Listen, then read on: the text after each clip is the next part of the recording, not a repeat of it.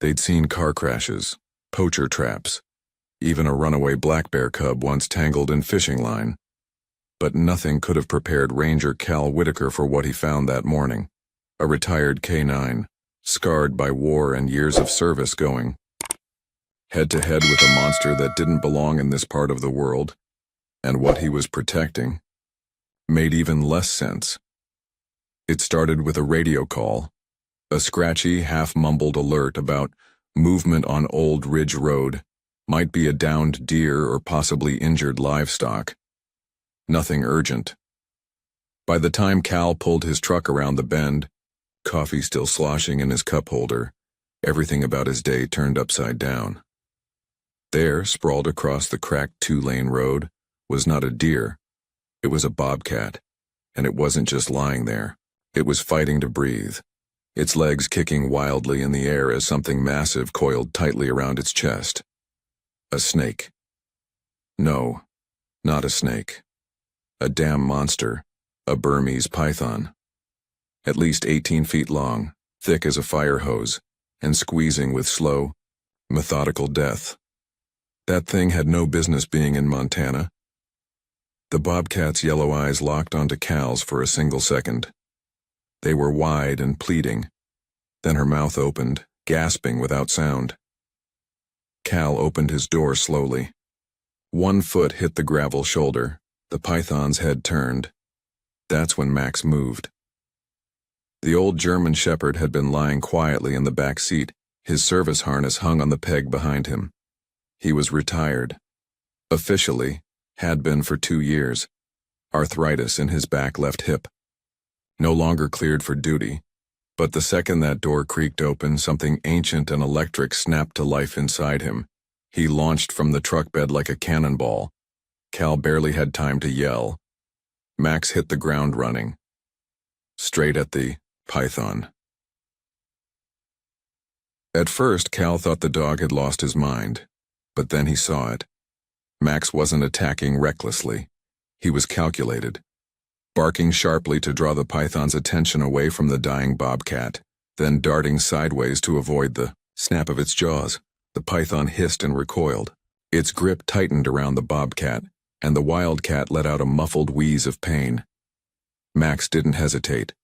He lunged for the python's midsection and bit down hard. Scales split. Blood, not red, but blackish and thick, began to seep out. The python thrashed violently. Cal snapped out of his trance. He radioed for backup, his voice cracking. "This is Whitaker on Ridge Road, large python attack, repeat, a python, non-native. We've got a bobcat in distress and a K-9 engaging." Max barked again, dodging the tail whip and coming back around for another strike. The python began to unravel slightly, shifting its weight to defend itself. That's when the bobcat coughed and gasped, her front paw twitching free. And then the snake made its biggest mistake. It turned its head toward Max. Max saw the opening and went straight for the throat. He bit hard, growled low, and held. Python shrieked, if snakes could make such a sound, and recoiled completely, finally releasing the bobcat's crushed ribcage. The cat collapsed onto the pavement. The python, injured and panicking, slithered rapidly toward the woods, disappearing into the grass before the second ranger truck arrived. Cal knelt beside the bobcat. Her chest was rising barely. Her sides were raw, purple bruises already forming beneath matted fur. She wasn't dead. Not yet. Max stood a few feet away, chest heaving. His ears flicked, still on alert, but his eyes never left the cat. Not once. If you believe in the bravery of animals like Max, hit that subscribe button to join us at Heroes for Animals. Stories like these need to be told and shared. Backup arrived, 3 rangers and a vet tech. They moved quickly, prepping a crate and a field stretcher. The bobcat was sedated with a light dose, just enough to calm her without knocking her out completely. "She's got a shot," the vet whispered, but no one was watching her anymore. They were watching Max. The K-9 stood like a sentry next to the crate as the team lifted the bobcat inside. When they tried to close the tailgate on the truck, Max leapt in after her, landing on the metal floor with a groan but refusing to move. Is he guarding her?" one ranger asked. Cal didn't answer right away because Max wasn't growling. He wasn't barking. He was just there, silent, focused, protective. The same way he used to sit beside wounded officers during medevac runs in Fallujah. The same way he had once refused to leave the side of a boy he pulled from a flood 5 years ago. But this was a wild animal, a predator, not a partner, not a human, so why? They drove slowly, carefully down the forest road toward the rehab center an hour away. The whole time Max sat curled next to the crate, his nose pressed lightly against the wire mesh. And the Bobcat, though half-conscious, shifted her body, just slightly to face him. By the time they arrived, dusk had settled in. The Wildlife Center staff rushed to receive the patient. A stretcher rolled out. Meds were prepared. The team moved with routine speed and clinical detachment, but when they tried to lift the crate, Max growled. It wasn't loud. It wasn't hostile. It was low, like a warning. Not, "Don't touch her," but maybe, "Do it right." The staff paused. The vet, Dr. Eleanor Rains, approached carefully. She was older, calm, with decades of field experience. She knelt in front of Max. "You want to come, boy?" Max didn't move. "You're not done yet, are you?" The old dog blinked. So they opened the back door of the facility, and Max walked. Inside, no leash, no harness, just trust. He followed the Bobcat stretcher into the treatment room, lay down against the far wall, and didn't make a sound. Not once. The room smelled like antiseptic and pine shavings, sharp, clean, and cold. Bright. Fluorescent lights buzzed overhead. Machines beeped steadily. And in the middle of it all, on a metal table lined with heated blankets, lay the Bobcat. She was completely still. Her breathing was shallow, ragged. Her sides bore deep purple bruises from where the python had squeezed. There were lacerations along her ribs, some from teeth, others from the asphalt she'd been pinned against. One front paw twitched now and then, a muscle memory of panic. Dr. Eleanor Rains stood over her, eyes narrowed behind thin-framed glasses. "She's got a chance," she murmured, adjusting an IV line. "But it's gonna take everything we've got." On the other side of the room, Max didn't move. He was lying down, barely. His paws stretched forward, his chest pressed low to the linoleum floor. But his eyes never left the table. Not for a second. He watched every motion the vet made. Every instrument passed between hands. Every hiss of the oxygen tank. When the heart monitor spiked briefly, Max's ears twitched. When it slowed, he let out a low exhale, like he was syncing his breath with hers. No one said it out loud, but every person in that room was thinking the same thing. This wasn't just a dog on alert, this was a dog in mourning, except she wasn't gone. Not yet. "Should we move him?" one of the vet techs whispered. Dr. Rains shook her head. "No. Let him be." She didn't fully understand it, not yet. But something about this dog's presence seemed to steady the room. Even the Bobcat, who had growled weakly during transport, was now calm. Her vitals weren't good, but they weren't crashing. Dr. Rains stepped back to review the x-rays. 4 ribs likely fractured. No punctured lung. No spinal damage. There was a chance. A real one. "Let's call her Whisper," one of the staff suggested quietly, glancing at the cat's still form. "Because she hasn't made a sound." They wrote the name on the whiteboard. Meanwhile, Max hadn't moved an inch. Cal had stayed nearby, watching his old partner from the corner. Max was an old-school canine. Disciplined, alert, no nonsense. In his prime, he'd tracked fugitives through miles of desert, sniffed out weapons stashed under floorboards, and once even tackled a knife-wielding suspect to the ground in a gas station parking lot. But never in all their years together had Cal seen Max like this. Soft, protective, gentle. Cal squatted beside him. "She's not one of us, buddy," he said under his breath. "She's wild." Max didn't even blink, and that's when Cal realized Max knew her. They kept Whisper sedated through the night.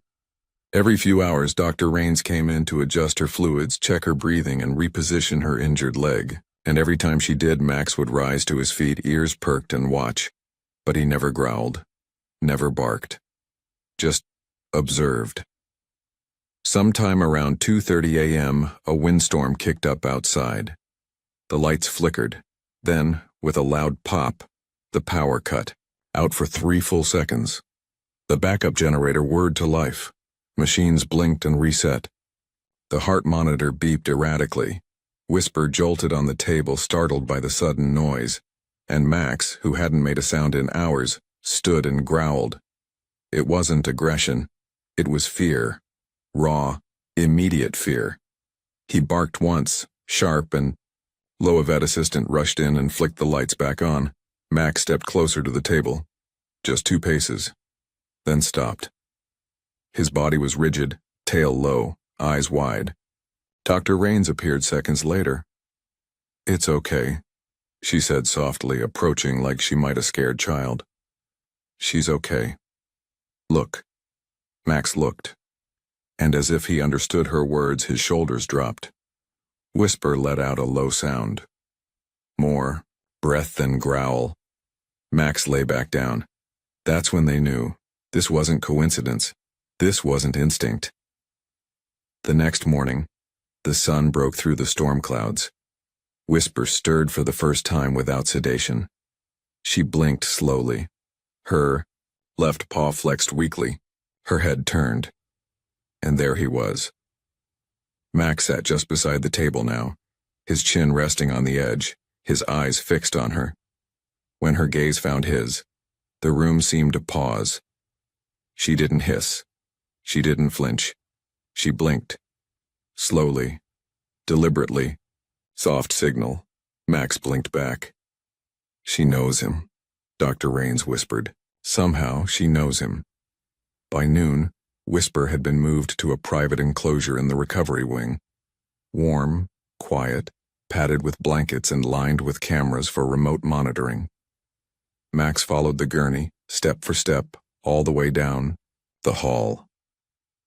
They opened the door. He walked in and lay down on the floor next to her pen.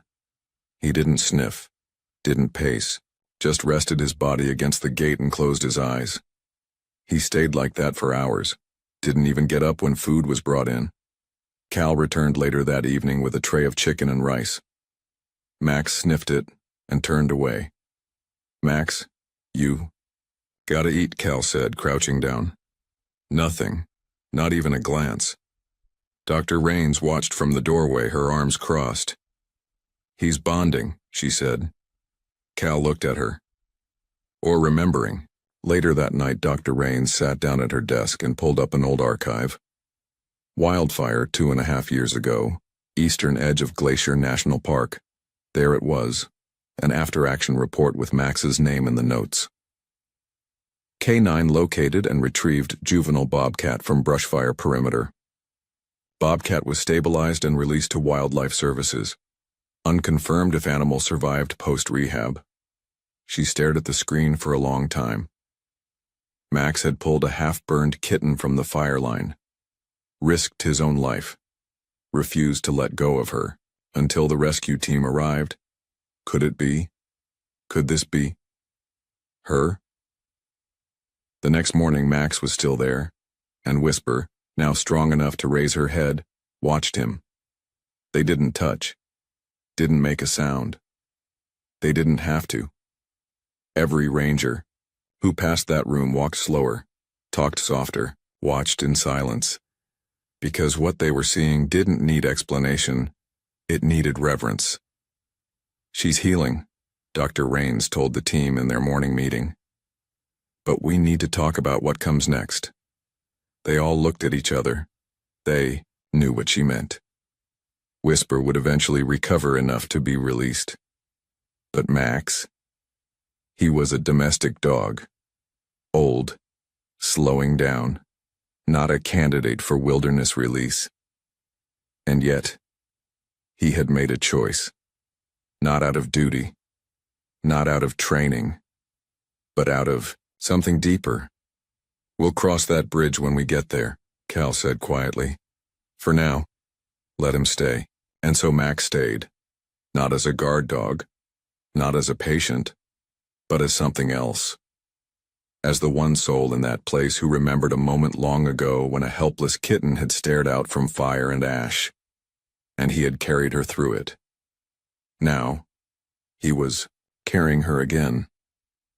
For the first time since her arrival at the Wildlife Center, Whisper, the Bobcat, stood on her own. It wasn't graceful. Her legs wobbled, her breathing still shallow. But she did it. She lifted herself off the padded floor, looked around the enclosure, and took one cautious step forward. On the other side of the plexiglass, Max stood up too. The old German shepherd had been lying there all morning, his chin resting on his front paws, his eyes half closed but never fully asleep. But the second Whisper moved. So did he, quietly rising to his feet, tail still, body alert, eyes fixed on her. She didn't hiss, didn't panic, she just stared back. A moment passed, soft, electric, still. And then Whisper walked to the edge of her pen and sat down. Max did the same, his side pressed gently against the glass. That afternoon, Dr. Eleanor Raines stood at the monitoring window with a coffee in one hand and a clipboard in the other. She wasn't writing, just watching. "This isn't normal," she said quietly. Cal Whitaker stood beside her. "What part?" She gave a faint smile. "All of it." Whisper had begun responding better than expected to treatment. Eating, moving, grooming herself. Her blood work was improving, the bruises were healing. And Max?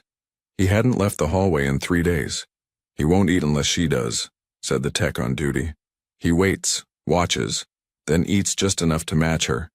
Dr. Raines scribbled that down. "You ever seen anything like this?" Cal asked. "Not in 30 years, she said. "Not with a wild animal, not with a domestic dog." Cal folded his arms. "You think it's her?" Raines nodded slowly. "I think he remembers, and I think she does too."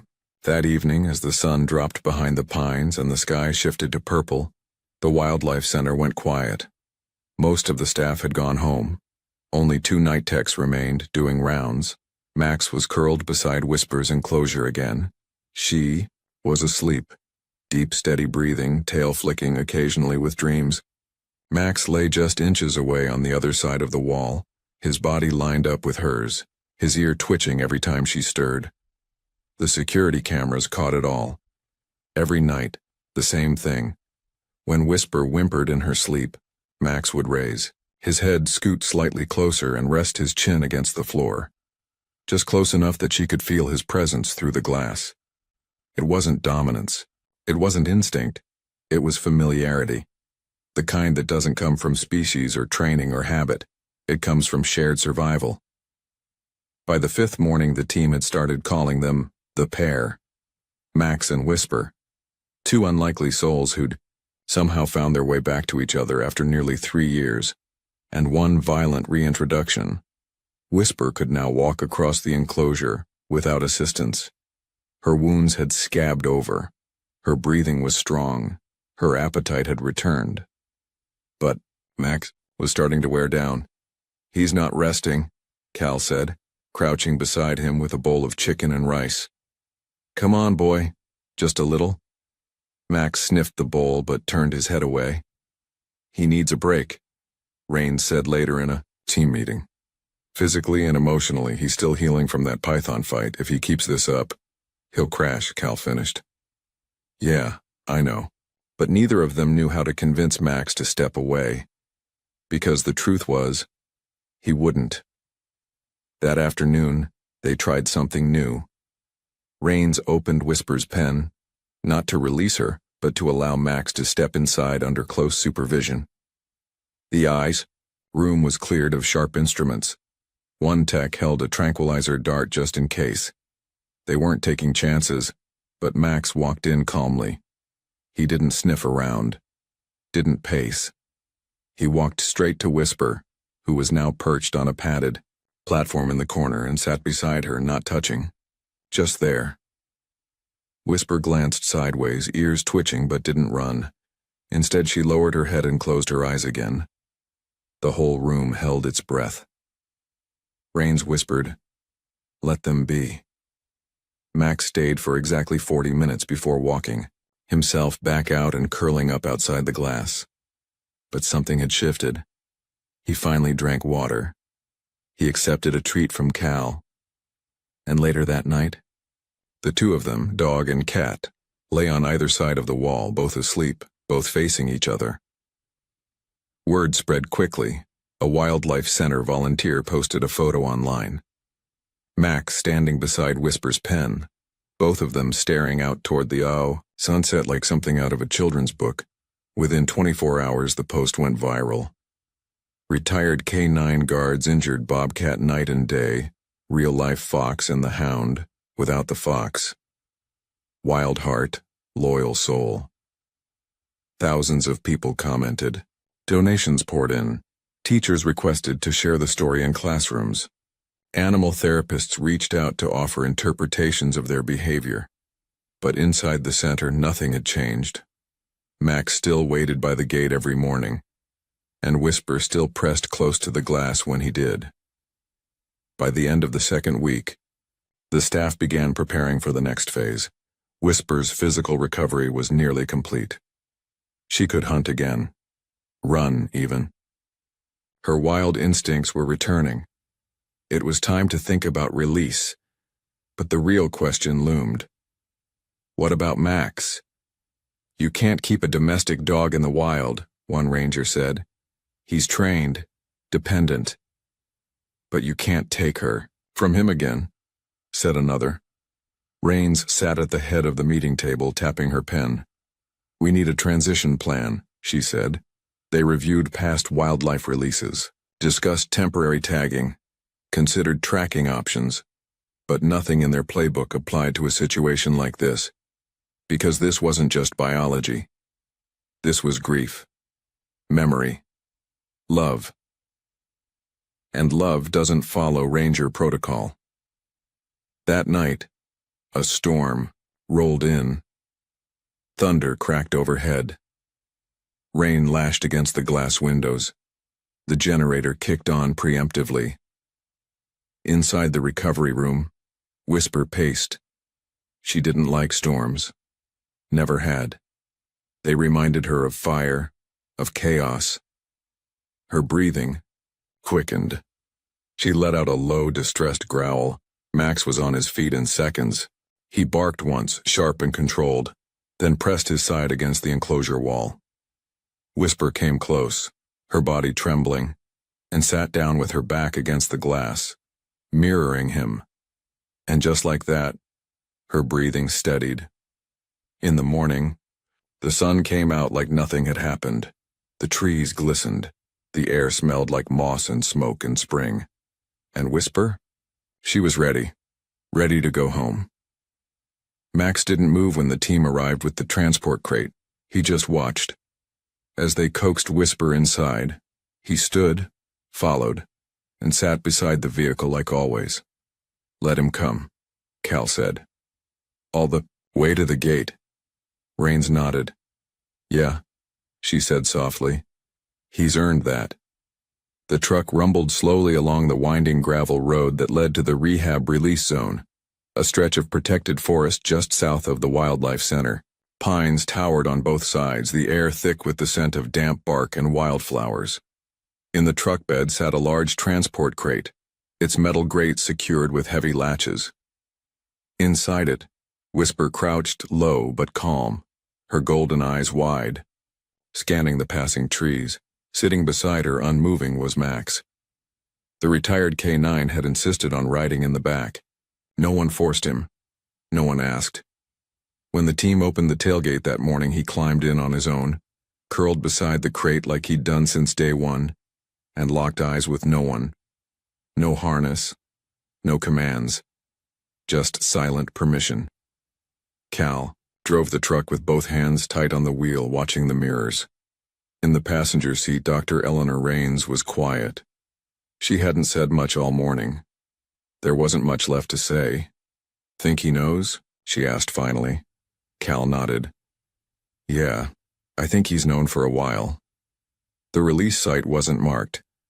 No signs, no fences, just a narrow pull-off where a small gate opened into thousands of acres of untouched forest land. It was one of the last places in Montana where the wild still felt wild. The truck stopped. Max stood immediately. Cal opened the tailgate. They lowered Whisper's crate gently to the ground, opened the door, and stepped back. Whisper didn't bolt. She stepped out slowly, one paw at a time, her body low, muscles taut. She sniffed the air, turned her head side to side, then looked over her shoulder. At Max. He didn't move. Their eyes locked. Then Whisper turned back to the trees and walked forward, disappearing into the tall grass without a sound. Max stood still for a long time. The birds were chirping. The breeze had picked up, but the forest felt too quiet. And then he did something that no one expected. He lay down, right there beside the empty crate, and refused to move. They gave him time. 20 minutes, then 40, an hour. Still, he didn't budge. "He's waiting for her to come back," Cal said, crouching nearby.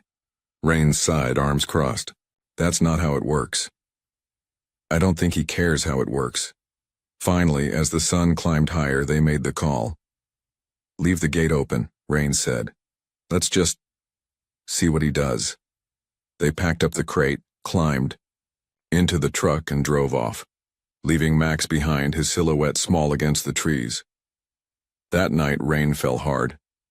The storm had built all afternoon, clouds stacking high and gray over the mountains until they finally burst. Thunder rolled in waves. Lightning snapped across the sky. Wind lashed against the center's windows. Inside the security booth, a young ranger named Eli watched the camera feed nervously. The motion sensor outside the rehab gate lit up, twice. Then again. Something was out there. He called Dr. Rains. Minutes later, she stood beside him, eyes scanning the screen. It was Max. Soaked, muddy, limping slightly. He was back, and he was panicking. "Open the side gate," she ordered. Eli hesitated. "You sure?" "Now." The gate slid open. Max pushed through it like a freight train. Straight through the hallway, past the empty holding pens, past the break room and back offices, to the room where Whisper used to sleep. He stopped in front of it and let out a single deep bark. Dr. Rains arrived seconds later, breathless. Max turned and looked at her. He wasn't angry. He was terrified. She knelt down. "What's wrong, boy? What is it?" He barked again, just once, then turned and ran back the way he came. Rains didn't hesitate. Get Cal and the truck. The forest road was a mess. Mud pooled across the gravel, tires slid with every bend, branches littered the shoulders. The rain had slowed, but the sky was still a deep, moody blue. Cal drove. Max stood in the back, soaked but focused, staring straight ahead. They reached the gate again. Max jumped down before the truck had fully stopped. Then he ran. Not into the trees, not aimlessly. With purpose. Like he knew where she was. They followed, him nearly half a mile into the woods. That's when they heard it. A low, rasping growl, a cry, not from a predator, but from pain. Max pushed through the underbrush, tail high, ears pinned back, and there, near the base of a ravine, they saw her. Whisper. She was pacing, frantic, her movements sharp and irregular. She wasn't hurt, but she wasn't leaving. Because something else was. Lying just a few yards away, tangled in a rusted metal snare, was another animal. Max. No, not Max. It took Cal a second to realize. The limp body, the dark fur, the familiar frame. It was a mirror. It was a bobcat. Another bobcat. Male. Full-grown. Younger. Bleeding from the leg where the metal snare had sunk deep into muscle. And Whisper, she had led them back. She had found him. Max froze for a heartbeat, then sprinted forward, barking loud and clear. Cal radioed for backup. Rains moved to prep the trank. The wounded bobcat let out a low groan but didn't resist, and Max, who had never met this cat, never trained for this, stood over him, ears back, barking in warning to the forest, like he knew what had happened, like he understood that Whisper had found someone she couldn't save alone, and he had answered the call. Back at the center, they worked through the night. The snare had done damage, deep lacerations, blood loss, possible nerve trauma. But the young male, who the team dubbed Shadow, was stable. Whisper remained outside his enclosure for hours. Max sat nearby, just watching, not interfering, not claiming space, just present. The staff didn't know what to make of it. Was Whisper protecting this new cat? Was Max letting go? Cal didn't think so. He's not stepping away, he said. He's stepping back. Dr. Rains nodded. Because she's strong now. That evening, Whisper curled next to Shadow's pen. Max stayed behind them, under the oak tree that shaded the yard. Not guarding, not grieving, just watching, a quiet sentinel. And for the first time since her arrival, Whisper didn't glance back. She closed her eyes, rested her head, and slept. Because she knew she was safe. The days that followed felt different, not louder, not busier, just changed. The Wildlife Center settled into a new kind of rhythm. One built not on urgency or rescue protocols, but on quiet observation. Whisper no longer needed intensive care. Her wounds had closed, her limp had faded, and her wild instincts were firing on all cylinders. She was hunting live prey in the training enclosure. She was climbing again, and she wasn't alone. Shadow, the young male bobcat they'd rescued from the rusted snare, was healing fast. The two cats, introduced cautiously at first, had developed an easy rapport. They moved together through the, trees like ghosts, chasing squirrels and sunbeams. They shared meals, shared shade. Max watched it all from a distance. Not out of jealousy, not confusion, out of something gentler, like pride. In the mornings, Cal found Max lying under the same old oak near the outdoor pens. He'd rise slowly, stretch his tired legs, and hobble alongside the fence to check on Whisper. Every time she saw him, she'd trot over and press her head gently against the mesh. Max would sit for a minute, maybe two, then walk away again. She still looks for him, one of the techs said. But not like before. It's more a check-in now. Dr. Eleanor Rains called it a recalibration. They don't need each other in the same way anymore, she explained. That's the healthiest kind of bond. It shifts as they grow. Max had begun eating regularly again, not with gusto, but with consistency. His favorite was still roasted chicken, warm, shredded, sprinkled with rice. Cal would bring it in the evening, served in the same green ceramic bowl Max had used back when he was in active service. At first, Max had ignored it. Now he finished most of it, even licked the edges. "You're coming back, old man," Cal whispered one night, scratching behind his ears. Max didn't wag, didn't look up, but he leaned into the touch. Rehab staff noticed another change, too. Max was starting to explore. Not far, just the edge of the pine grove, the short trail that curved behind the staff shed, the rocky ledge near the west gate, where the wind carried scents from miles away. He didn't wander. He reacquainted. "He's finding himself again," said Rains, watching from her office window. Cal nodded. It's been a long time since he moved without being told where to go. But one moment stood out more than the rest. It happened on a Tuesday morning. The center was quiet, the sun just beginning to break over the trees. Whisper had climbed the low rocks of her enclosure and was grooming herself lazily. Max approached the fence. They saw each other. Whisper stood, walked slowly toward him. They stared through the wire. And then, with deliberate care, Whisper pressed her forehead to the fence post. Max stepped forward and did the same. They stood like that for nearly a full minute, motionless, silent. Then, Whisper turned and padded away. Max didn't follow. He sat down, exhaled through his nose, and stayed right where he was. That afternoon, Cal and Dr. Raines met in the break room over microwaved coffee and a wrinkled map of the release territory. "She's ready," Raines said. "Whisper. We've done all we can." Cal nodded. "Shadow 2? Soon, but not with her." He raised a brow. "Separate releases?" She nodded. "Less territorial tension that way. Give them their own spaces. They'll figure it out from there." They both looked at the map, at the lines drawn by rivers and ridgelines, the X's from trail cams, the little circle where Whisper had first been found crushed under a python's weight. Then Raines asked the question neither wanted to bring up. What about Max? There was no simple answer. He couldn't go with her. He wasn't wild. His body couldn't handle it. And yet, keeping him here felt like a half-life.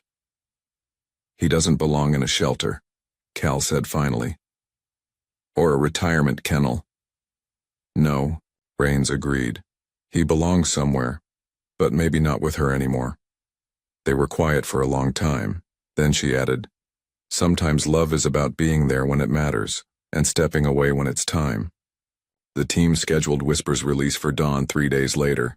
No press, no social media, just the forest, the gate, the open sky. On the night before she left, Max lay under the oak tree longer than usual. He didn't move even when Cal came out with his dinner. He just stared into the woods. Whisper didn't come to the fence that night, but the cameras caught her. She was watching from the high perch, curled in the shadows, eyes fixed on the tree where Max lay. Neither moved, neither slept.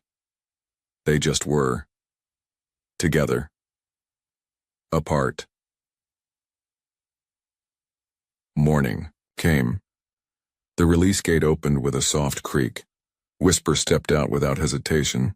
No backward glance. No pause at the threshold. She walked into the trees like she'd never left them. The trail cam caught one image as she disappeared. Her body lit by a sliver of golden light, her head high, tail steady. A wild thing again. Max didn't run after her. He didn't even try. He just walked to the gate after she was gone, sniffed the air and turned back toward the center. His steps were slow, sure, but he didn't look back. Not once. In the days that followed, Max's world grew larger. He took longer walks, napped near the creek, watched the wind play through the grass. The center staff respected the shift. They stopped calling him the Sentinel. He wasn't guarding anymore, he was healing. He began sitting by the training field watching younger rescue dogs go through drills. Sometimes they barked at him. He'd flick his ears, maybe grunt, but he never got up. Just watched. "You think he's teaching them something?" one ranger joked. "Probably," Cal said, "even if they don't know it." 1 week after Whisper's release, a package arrived at the Wildlife Center. Inside was a hand-carved wooden plaque. It read, "Some bonds are beyond words." No note, no return address, just the plaque. They hung it in the hallway outside Whisper's enclosure. Now empty, now still. Max walked past it once, paused, then kept walking. The trail was faint, just a narrow line through the pine needles, barely wider than a deer track. Most hikers would have missed it. But Rachel Marks wasn't most hikers. She was a seasoned wildlife biologist working out of the northern boundary station for the last 9 years. Her boots had touched nearly every acre of forest within 40 miles. But even she hadn't expected what she stumbled across that September morning. At first, she thought it was a trick of the light. Through her binoculars, She'd been tracking a family of mule deer moving through a low valley, their coats golden. In the sunrise, she was crouched by a ridge, quiet still, taking notes. Then came a noise, soft, rhythmic. Not hoofbeats, heavier. She lowered the binoculars and turned, and there he was. Max, older now. His fur was grayer, his gait slower, but it was him. He stood on the ridge above her, just beyond the reach of the rising sun, looking not at her, but toward the trees behind her. Rachel held her breath. Max's ears twitched. Then from the brush below the ridge came a shape even more unexpected. A bobcat. Not small, not juvenile, fully grown, muscular, beautiful, and unmistakably, Whisper. Her coat glowed in the golden light. Her movements were fluid, confident, wild. She didn't stop to sniff or startle. She just looked up at Max. Max took a single step forward.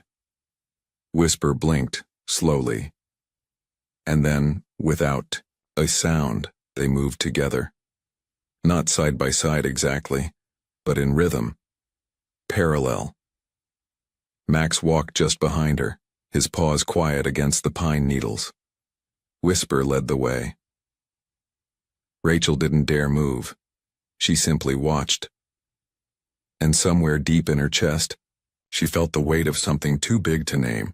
Not science, not instinct. Something older. Back at the Wildlife Center, news of the sighting brought quiet smiles. They pulled the latest GPS data. Whisper's collar pinged near the river basin 3 days ago. Max hadn't been tracked in weeks, but now they had confirmation. They were traveling together. Not every day, not every hour, but close. Trail cameras began picking them up more regularly. Sometimes just Whisper, sometimes just Max, but often, both. In one frame, Whisper lay on a flat rock in the sun, her tail curled lazily, eyes half shut. In the next, Max sat at the base of the same rock, nose in the wind, scanning the horizon. They weren't clinging to each other. They were moving through the world together with space, trust, and something that felt very close to grace. By late October, the air had turned crisp. Leaves blanketed the forest floor in gold and rust. The wind carried the sharp scent of snow not far away. The staff at the center didn't talk about Whisper's release anymore, or Max's future. There wasn't a need. The story had shifted. They were no longer caretakers. They were witnesses. One day, Cal hiked out to the lake with a field camera and a thermos of coffee. It was early, just past dawn. The lake was still, mirroring the sky like glass. He sat on a boulder, took a long sip of coffee, and waited. Nothing moved for nearly an hour. Then, down the shoreline, he saw them. Whisper first, walking with the confident glide of a queen in her kingdom. And Max a few steps behind, stiff-legged but steady, tail low, ears alert. They reached a sunny spot and stopped. Whisper sat. Max lay down beside her. Cal lifted his camera but didn't take a photo. Not this time. He just watched. They didn't touch. Didn't play. They didn't need to. They were simply present. That was enough. Later that week, a drone flight captured an aerial image that would become one of the most requested prints in the center's gift shop. A wide meadow in late fall. The center, Whisper, curled beneath a tree, peaceful, and 10 feet away, Max, sitting, facing the wind, watching. Still, months passed, winter came, then spring, then another year. Max wasn't seen often, but his tracks were, deep paw prints alongside, lighter feline ones, worn trails through moss. Fur caught on low branches. Whisper grew bolder, pushing further into the backcountry. And always somehow, Max wasn't far. They had changed. They had adapted. They had become something beyond what anyone expected. Not companions. Not guardians, but a living memory of the storm that had brought them together and the silence that had kept them that way. Back at the Wildlife Center, they stopped tracking Max officially. No collar, no logs, but every now and then a ranger would swear they saw him, at the edge of a trail, on a distant ridge, in the quiet just before dawn. Watching. Always watching. And so the story of Max and Whisper lived on. Not in headlines, not in viral posts, but in footsteps on forgotten trails. In eyes that search the tree line. In the soft breath of the forest when no one's speaking. Because some bonds aren't loud. Some bonds aren't fleeting. Some bonds are forever. Thank you for following the journey of Max and Whisper. Their story isn't just about a dog and a bobcat. It's about memory, loyalty, and how love, real love, can outlive pain, distance, even time. What do you think animals remember most, pain or love? Let us know in the comments below. And if this story touched your heart, don't forget to like, share, and subscribe to Heroes for Animals, where true stories of courage, connection, and healing come to life. We'll see you in the next one.